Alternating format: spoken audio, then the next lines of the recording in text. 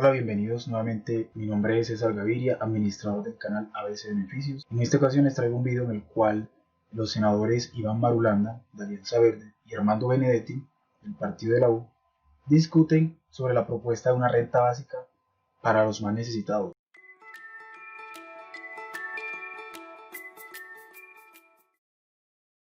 Con una pregunta muy básica y es ¿por qué hablar de una renta básica para los colombianos? Podemos comenzar con el senador Benedetti y luego con el senador Marulanda. Bueno, a ver, muchas gracias, Natalia. Saludar a Lombo, a mi compañero y amigo y colega, el doctor Marulanda. Bueno, yo empecé a hablar de esto hace como 2 meses y medio, casi 3 meses, cuando empecé a leerlo. Quien lo había escrito es Luis Jorge Garay. Y siempre se habló de una renta básica, que yo difiero que sea muy parecido a lo que se llama ahora el ingreso solidario, porque entre otras cosas, una renta básica es un salario mínimo durante 3 meses a más de 7 millones de hogares. Esa es la idea en grueso, que sean más millones de personas, que unos tengan seguridad social, etcétera. Eso será punto de más adelante. Pero ¿por qué difiero? Porque en buena parte para recoger recursos para que eso se pueda dar, lo que hay que hacer es quitar todo ese tema de familias en acción, lo del adulto mayor, etcétera, y recoger esos recursos y llevarlos a una población donde existan o estén los desempleados y los más vulnerables. Porque, ojo, a veces algunas medidas es para entonces aplazar impuestos o que no se paguen impuestos, el predial, la renta, etcétera. Pero ¿de qué le sirve a un mesero que trabajaba en un restaurante que al jefe de él, al dueño del restaurante, le aplacen el predial? De nada. Aquí la idea de esta idea es coger la plata y metérsela en el bolsillo de los desempleados, de la población vulnerable. ¿Para qué? Para que le vayan a comprar a la grande cadena, para que puedan pagar los servicios públicos, etcétera, y crear un consumo interno. Aquí ya todos sabemos que estamos en un país desigual. Aquí ya todos sabemos que todo el engranaje y el enjambre tributario se ha hecho para favorecer a unos pocos. Y aquí también ya sabemos que los bancos han ganado más plata que el año pasado en los primeros 3 meses. Llevan ya más de 3 billones de pesos en ganancias en los primeros 3 meses, de los cuales uno de ellos estuvo en cuarentena. Entonces, lo que se trata, repito, es de activar la economía de esa forma. A ver, Natalia, buenos días. Juan Sebastián, Jairo y mi querido colega y amigo, el senador Benedetti. Sí, para complementar, porque ya estaba la explicación, yo quisiera verlo desde otra perspectiva para agregar a lo que ha dicho el senador Benedetti.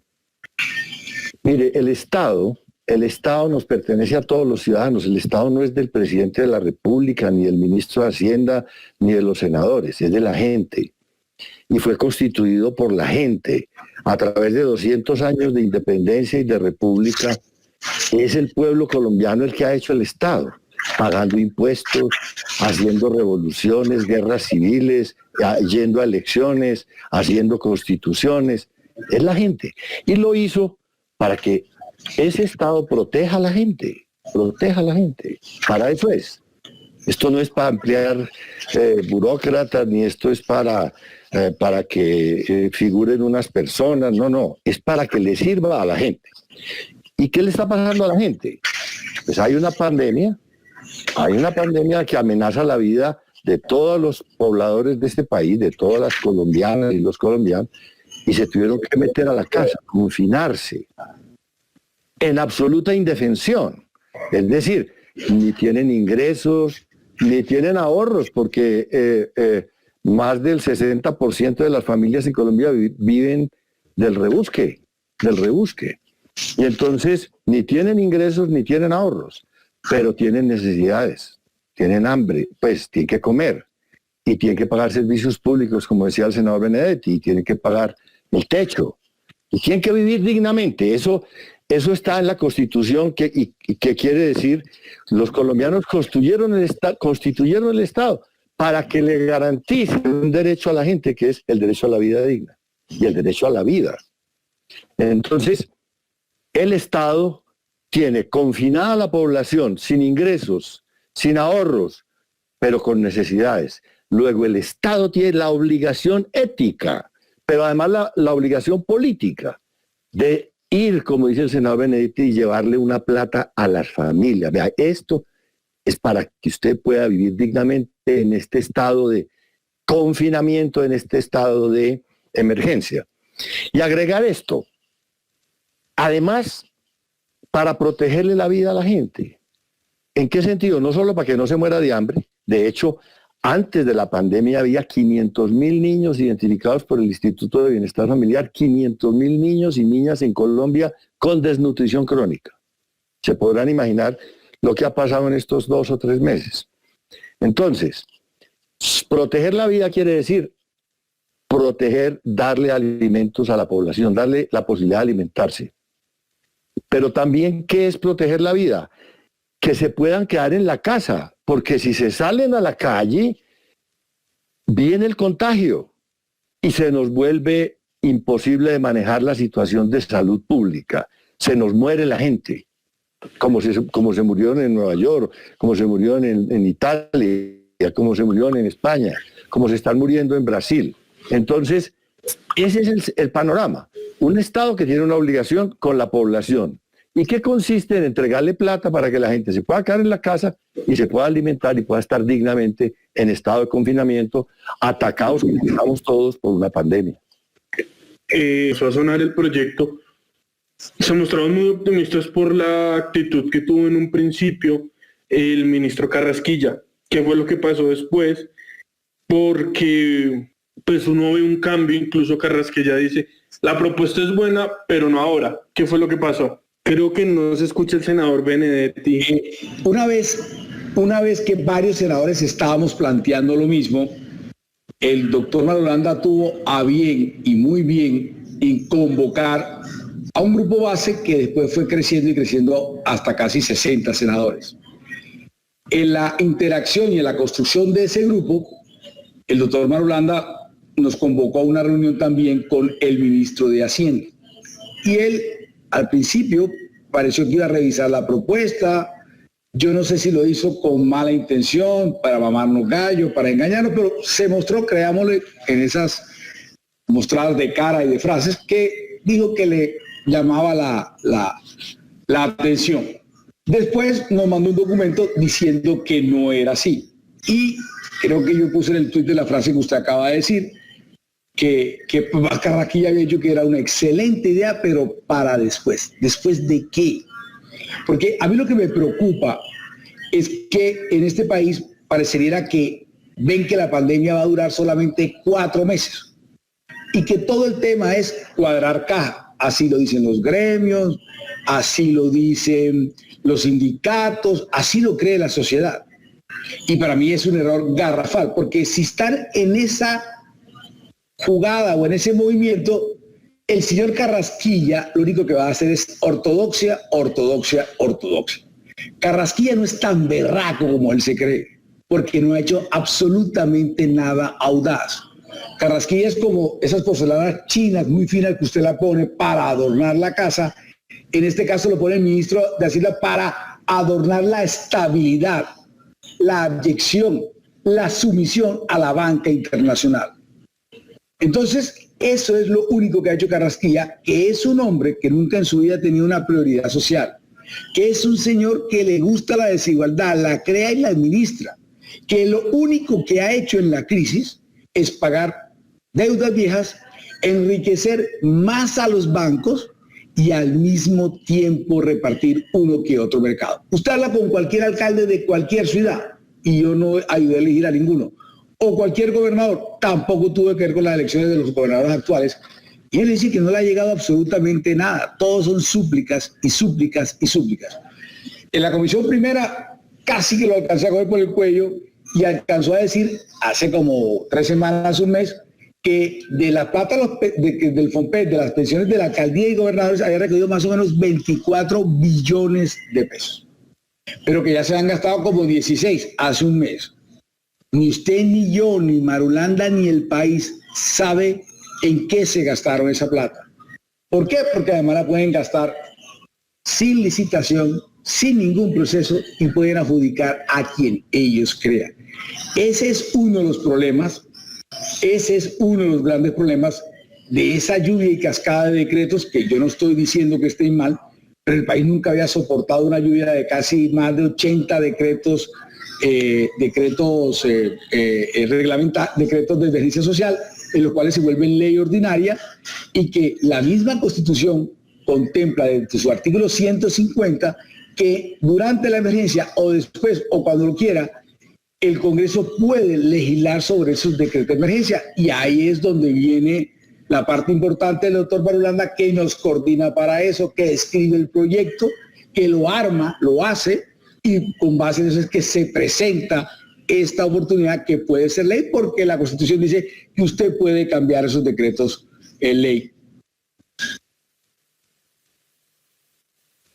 Senador Marulanda. Sí, muy bien. Me refiero al tema también desde otra perspectiva para complementar lo que ha dicho el senador Benedetti, con otro punto de vista, otro enfoque. Hombre, yo tengo esta impresión, senador Benedetti, y es que estamos en manos, y eso está ocurriendo yo creo hace mucho tiempo, por lo menos en el tema económico, pero ahora también en la presidencia de la República, en manos de tecnócratas, de gente que conoce la teoría, pero no conoce el país, y no sabe qué es lo que está pasando en el estómago de los colombianos, en los hogares colombianos, en los barrios pobres, en las veredas. ¿A qué le está pasando a los microempresarios, a los pequeños empresarios? La gente está quebrada. Pues es que las cifras son impresionantes. Se perdieron en los 2 primeros meses de la pandemia, sí, 5.400.000 empleos se perdieron. Hoy hay en Colombia cerca de 8 millones de desempleados. Eso es una barbaridad. Pero es que cuando estamos hablando de desempleo, eso no es una estadística. Eso es en el estómago. Eso es en el estómago. El desempleo es en el estómago. Donde está el impacto del desempleo, no en la estadística. Y entonces esta gente gobierna pensando en la teoría. Y entonces ellos están pensando en la regla fiscal, ellos están pensando en las calificadoras de riesgo internacional, están pensando en el Fondo Monetario Internacional. Miren, Natalia y Juan Sebastián, a nadie en el mundo hoy le importa un carajo, perdone que use esa expresión, el Fondo Monetario Internacional, ni los calificadores de riesgo, ni las reglas fiscales, empezando por los países desarrollados. Están echando plata a bocanadas al mercado, plata de emisión. El Banco de la Reserva Federal está entregando mensualmente, hace 3 meses, mensualmente al mercado de emisión 800.000 millones de dólares en moneda. ¿Para qué? Hombre, para que la gente no se muera de hambre. Y lo mismo está pasando en Alemania y en Inglaterra, en Europa. Inclusive el Banco Central Europeo, de la Unión Europea, está emitiendo plata, y la Banca Central de Inglaterra está emitiendo plata. Todos están emitiendo plata. Primero, porque la gente no se puede morir de hambre. Y segundo, porque hay que mantener el mercado activo. Aquí tiene que haber un mercado. Aquí hoy no hay mercado, ni se compra ni se vende, porque la gente no tiene plata, ¿cierto? Muy marginal. Y los negocios han caído más de un 35%, las ventas de todo. Mejor dicho, hay unos que están cerrados del todo, por ejemplo, hotelería, restaurantes, bares, cantinas, todo eso está en ceros. Aviones, pasajeros en cero, el transporte terrestre está en ceros. Entonces, para que la economía no se muera y para que la gente no se muera de hambre, hay que inyectarle plata al mercado. La renta básica resuelve las dos cosas. Y es con emisión, es endeudándose el gobierno con el Banco de la República, que hace parte del Estado. El artículo 373 de la Constitución dice, cuando haya una emergencia extrema, el Banco de la República le puede prestar dinero de emisión al gobierno, pero entregárselo al gobierno para que se lo entregue a la gente, no entregárselo a los bancos, que es lo que están haciendo. No.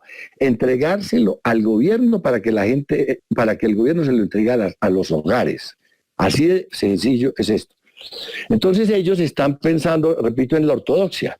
Están, digamos, bailando ballet en medio de un naufragio. No. Aquí todo el mundo está impresentable. Todos los países del mundo, todas las economías del mundo. Los Estados Unidos tienen más de 40 millones de desempleados hoy. Y Europa está en lo mismo. O sea, aquí nadie está guardando la estética de la ortodoxia financiera y económica y macroeconómica. Aquí la gente está, todo el mundo está aplicado a salvar vidas, menos en Colombia, que están jugando a la teoría económica todavía, porque son unos técnicos, porque no saben qué está pasando en la barriga del pueblo colombiano. Siguiendo en este momento, que es cuando más necesitan ese dinero. Bueno, mire, yo veo las cosas bien desde el punto de vista político de la fuerza política que la acompaña, porque yo le dije que ya hay más o menos, o mal contado, 60 senadores.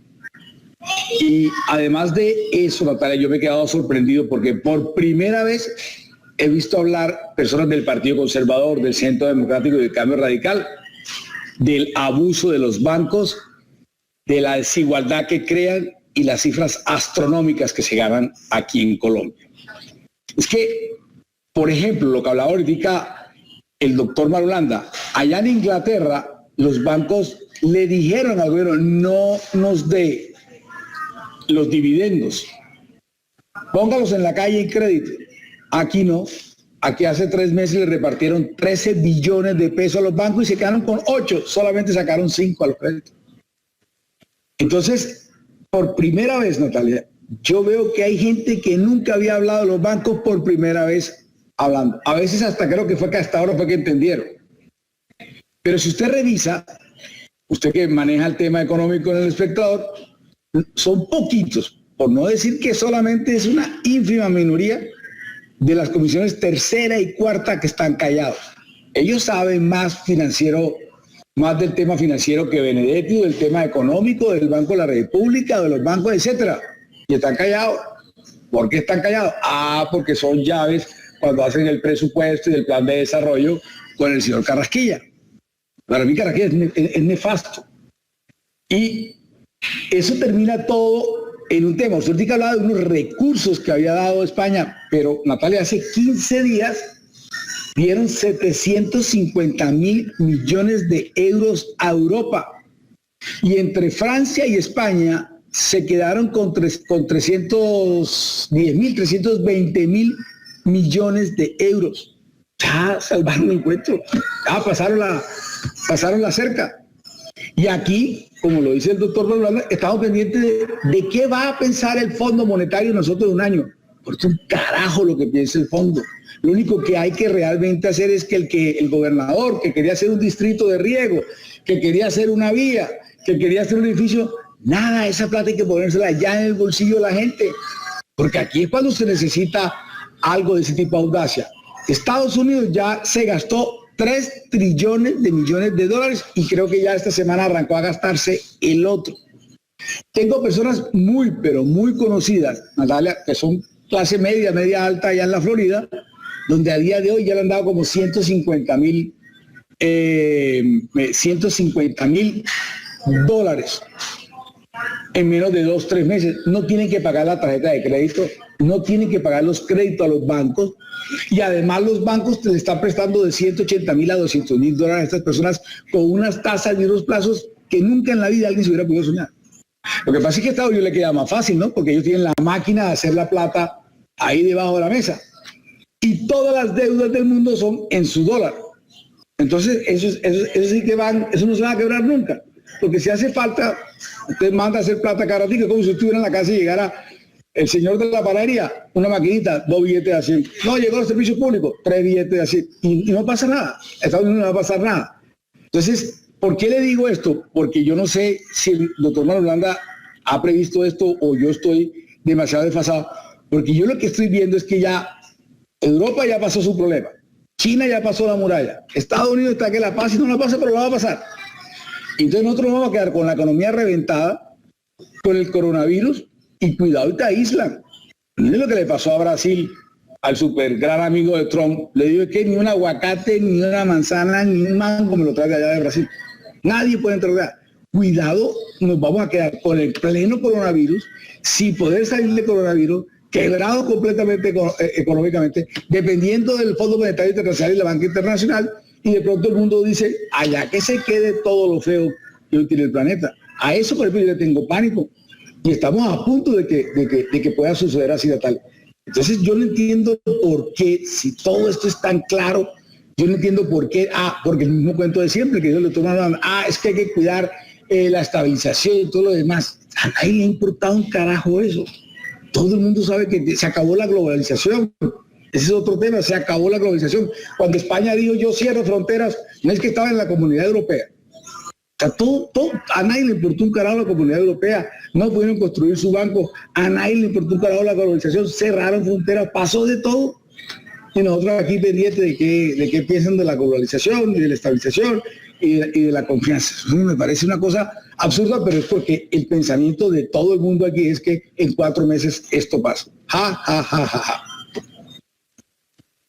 Natalia, recordemos, para hilar allí, después de lo que ha dicho el senador Benedetti, recordemos, renta básica quiere decir 9 millones de hogares, es decir, más de 30 millones de colombianos, 9 millones de hogares que van a recibir un salario mínimo mensual, es decir, 877.000 mensuales durante 3 meses. Cada mes 877.000 pesos, 9 millones de hogares, cada hogar, durante 3 meses.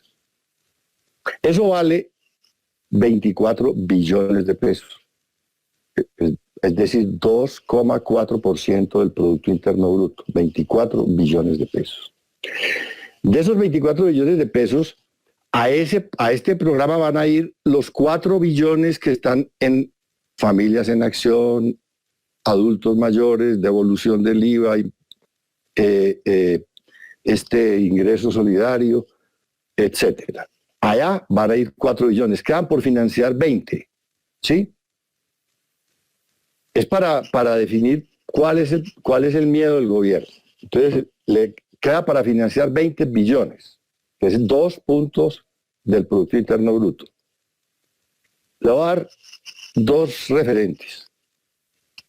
La reforma tributaria que aprobaron en diciembre pasado, de acuerdo con las cifras del propio gobierno, aprobó beneficios a los sectores más ricos de la población colombiana, a las corporaciones, a las grandes empresas, beneficios por 9.4 billones de pesos. Es decir, ahí va en regalos a los que no lo necesitan 1 punto del Producto Interno Bruto. Aquí estamos pidiendo 2 puntos del Producto Interno Bruto para los pobres de este país. Le doy otro referente. En el presupuesto general de la Nación,